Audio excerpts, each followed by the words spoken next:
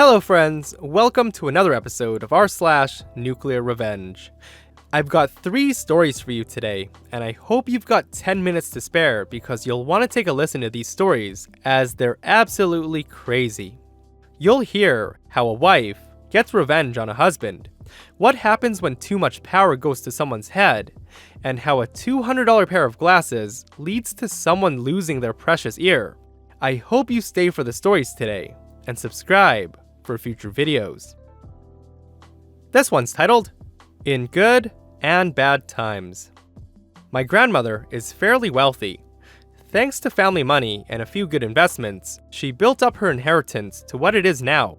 Due to never having to work and enjoying the finer things in life, she had quite the circle of friends that are quite wealthy and successful themselves. It's like a cliche from a movie. This story involves one of her friends. I'll call her friend Maria, and her husband will be named Joseph. Maria and Joseph were long-time married.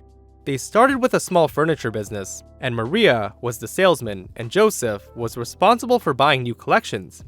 While they ran the business, Maria had to stay in the country and keep an eye on the shop and the kids, while Joseph ventured through Europe in the search of new, cheap, but nice furniture to flip for huge profit.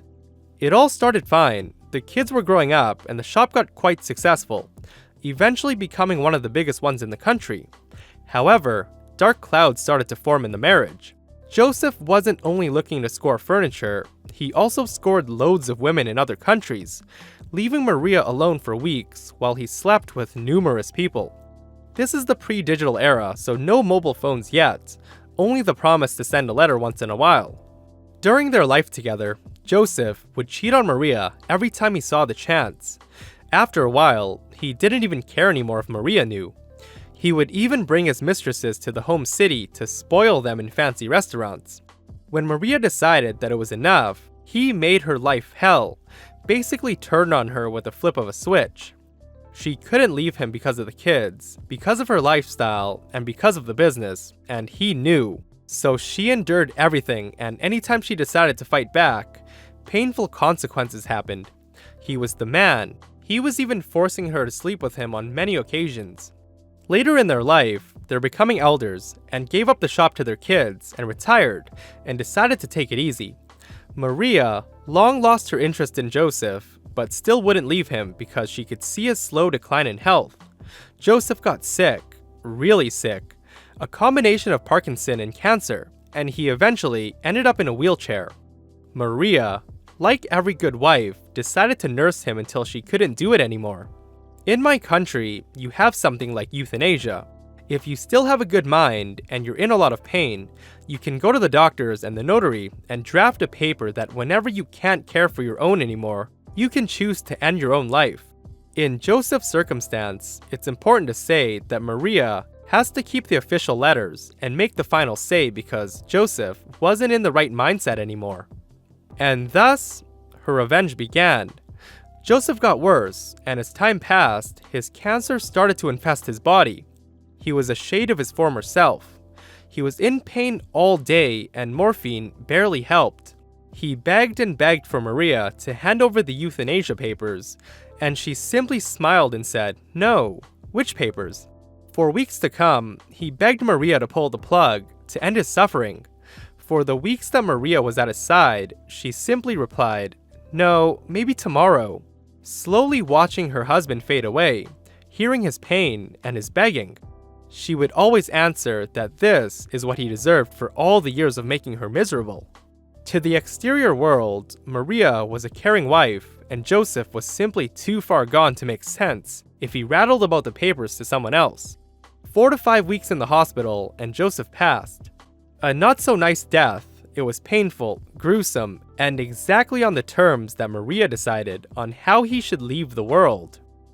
I found this tale quite disturbing, how Maria got revenge on the husband, giving him hope that each new day might be his last day and his pain will end, but crushing it every day again as well to let him suffer in a cancer-infested body, only to die on her terms.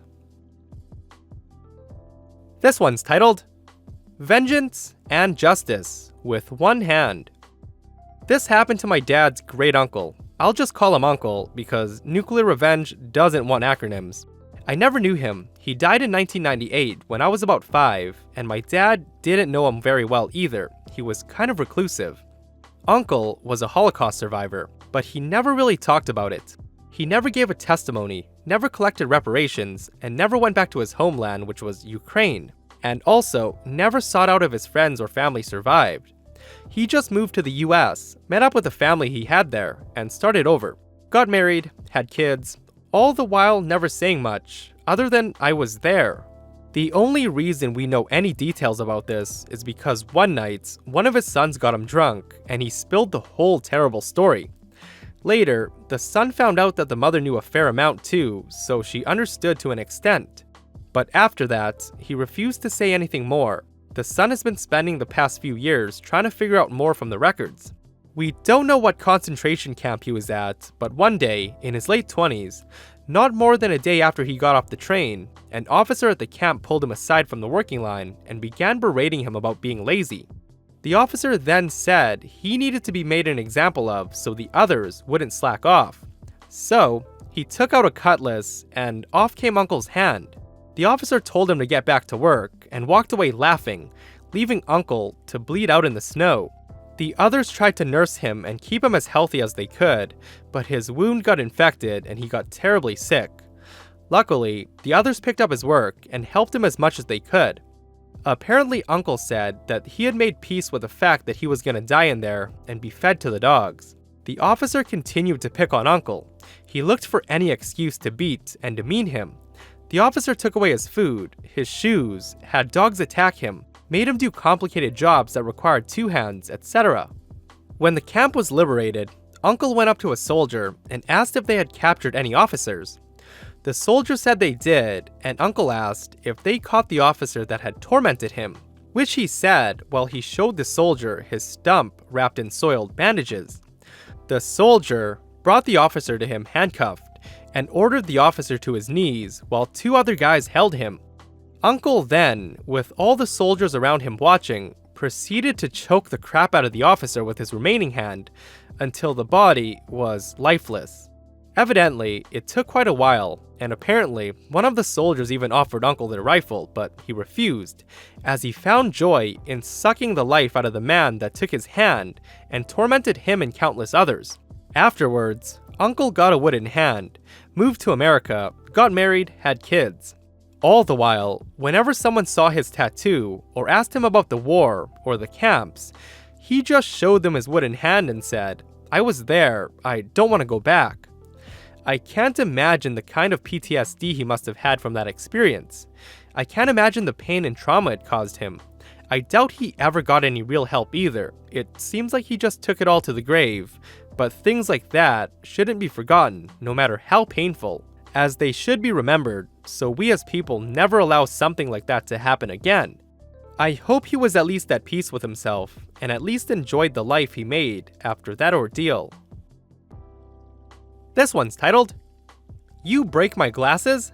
Have fun with your remaining ear." For context, I was tall for a 5th grader, but I was a friendly giant type. I wasn't violent, though I had anger issues, and they usually came out as verbal berating of whoever had attracted my wrath. I was the kid that made teachers go to the counselors in tears, but that made me an easy target for bullying. Kids always wanted a reaction without the threat of violence. As for the incident, it was during gym class. We were wrestling and it was my turn. Since I was in a weight class of my own, I won almost every time, and some of my bullies didn't like that. So 2 of them wrenched my arms out from under me while I was in a match, and a third decided to slam onto my face, breaking a $200 pair of glasses. I probably should have taken them off, at least that's what the bully's parents said when they refused to pay for them. My mom decided to punish me by taking my personal savings away to buy new glasses. This was completely ridiculous. They assaulted me, and I was being punished for it. That was 3 years of savings down the drain. So, I went up to the kid the day after, and I told him to meet me behind the school to settle this. He and his 2 cohorts came, and I told them what happened. So I told them it was 3 versus 1. If I won, they would pay me back. If they won, I'd never chew them out for the shit they'd pull in the future. So we went at it. I rammed the main kid into the wall and headbutted him, breaking the nose. They all swarmed me.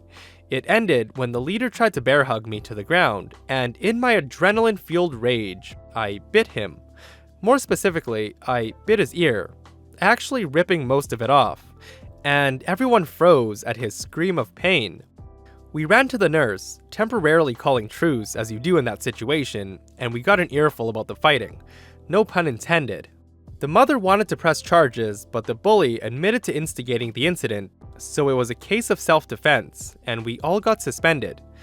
The bullying never stopped, but when it got too much, I would begin to walk forward, and no matter who it was, they'd run for the hills. My nickname for the next 2 years till I moved was Feral. Hey friends! I hope you enjoyed today's episode of Nuclear Revenge. Leave a comment to let me know if you think these stories deserve the Nuclear Revenge badge or not. If you aren't subscribed, hit that subscribe button and turn on notifications so you don't miss future episodes. And if you missed the last episode of Nuclear Revenge, it's right here. See you guys in the next one.